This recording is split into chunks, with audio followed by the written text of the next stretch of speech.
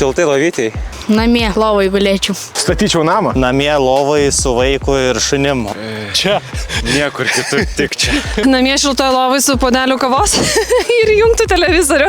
Namie šiltai po kalderytę ir žiūrėčiau Simpsonus. Namuose šiltai, ten kur gerai, kur pagerintos sąlygos. Šiltai lovai, laikyčiau arbatą, būčiau padėliukų ir džiaugčiausi irgi, kaip ir dabar beje džiaugiuosi.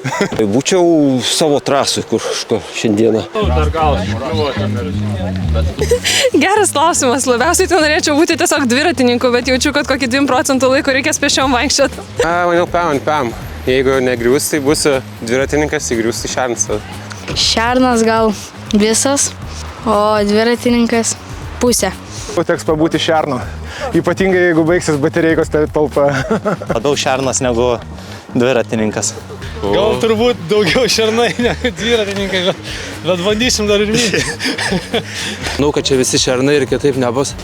Oi, matysim po trasos jau šitą, kaip išeis. Iš praktikos šernas, nes trasa tikrai atrodo labai sudėtinga, iš tikrųjų. Čia suėjus šitą trasą, tai ją eiti yra sunku, tai važiuoti ten iš tragedija.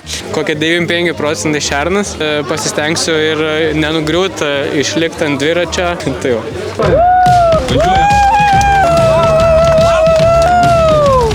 Aš neprisimenu pavadinimų. Kur trumpas 5 km ratukas toks. Ta buvo pati geriausia ir smagiausia ir mažiausiai sunki. Gal po visko tai gal šita bus smagiausia. Tuo pačiu ir smagiausia ir nesmagiausia tai Gudelį. Pati pirma, nes man ten mėgstamiausia visa, bet po sezono praeito, sezono startas tai buvo labai sunku. Sapieginės, man atrodo. Labiausiai nepatiko tai Salotė. Ne Salotė, o Sapieginė. O toliau viskas šiaip visai smagios trasos, gaila nepavyko Kačerginei, bet ką padarysi? Šita? Bus šita, tikiuosi. Smagiausia šita. Jo, esam pasibandę, tai turėtų būti smagiausia šita. Jo, šita smagiausia. Gal Sapieginė daugiausiai emocijų sukėlė. Šiaip jų daug labai buvo, dabar jau nebeatsigaminu, kuri geresnė, kuri prastesnė, bet emocijų daugiausia tai Sapieginė sukėlė. Tai Sapieginė ir Ignalinos karma, iš tikrųjų tokia su downhillo tokiais fragmentais, tai jo, tos dvi.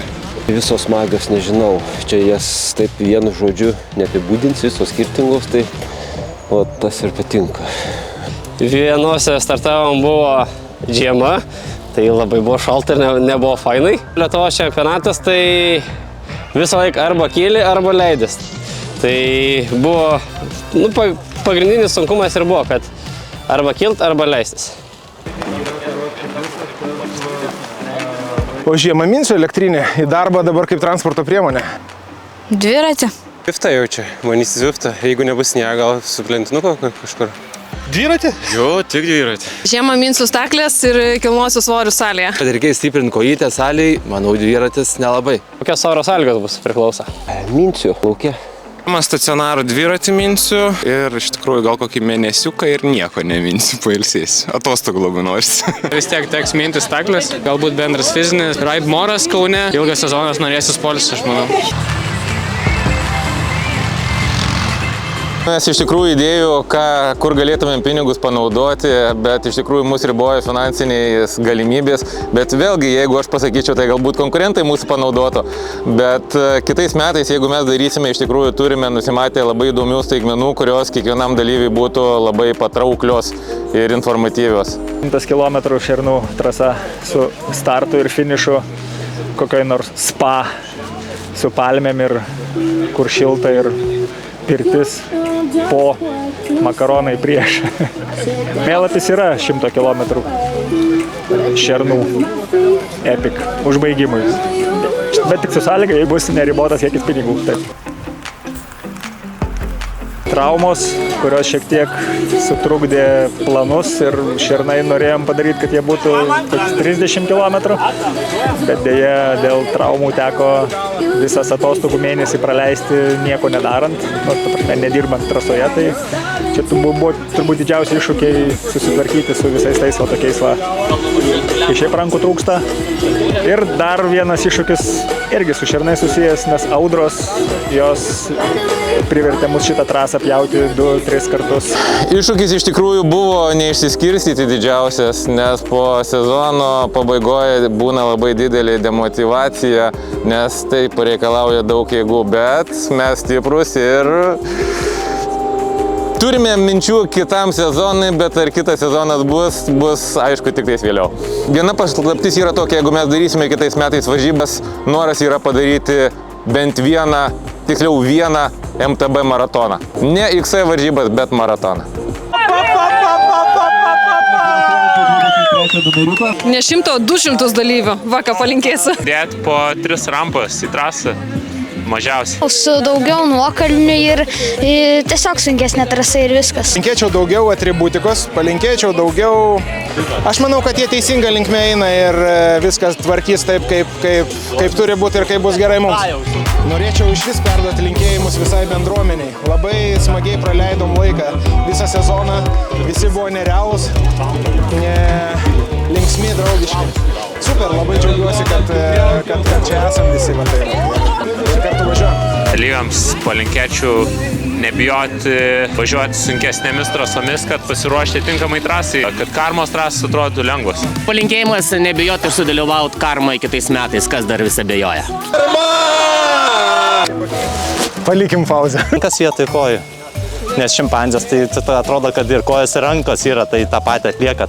Kojas vietoj rankų, tu pažiūrėk, kokias rankos. Kaip čia pasakys, labai šitas klausimas. Rankos vietoj kojų. Mano darbo specifikai reikalingas labai rankas. Nusakyk. Sekėsi normaliai. Ar nenukritai? Nekritau. Pavargai. Truputėlį pavargau. Per balą važiuoju. Per balą? Taip. Buvo kelios, reikėjo važiuoti, nebuvo kitų išeičių. Nuo kalno visada geriau, lengviau važiuoti. Tai nuo kalno, šiandien, tik nuo kalno. Kurie važiuoja trasą ir jam labai sunku, svarbiausia niekada nepasiduoti. O košės ar valgiai, žinok, labai skaniai košė. Ir agurkėlį dar duoda. Aš tik nuggets važiuosiu į McDonald's. Į kur? Į McDonald's. McDonald's? Viską, ką dariau, tai darėm iš jausmo, to jausmo, kai naktis. Tai va. Ir geresnių vietų, bei mažiau traumų. Kad stipriai sportuoti ir turėti gerą nuotaiką. Palinkėčiau minti iš tikrųjų daugiau ir paprastą dviratį, bet tikrai neapleisiu elektrinių klasės. Tam sezonui kažkaip rasti daugiau laiko minti ir gal geresnius rezultatus rodyti karmai. Tai šiemet yra tokia treniruotės, o ne varžybos. Tau geresnių kojų. Turiu gerą dviratį, turiu gerų žmonės aplinkų kojų, tik reikia šiek tiek geresnių. Fulą dviratį. Pasigerinti rezultatus šiemetinius. Nenustoti tobulėti ir pagerinti savo fizinę būklę. Ačiū už šį nuostabų sezoną kartu, be jūsų mes nebūtumėm. Ačiū Jums.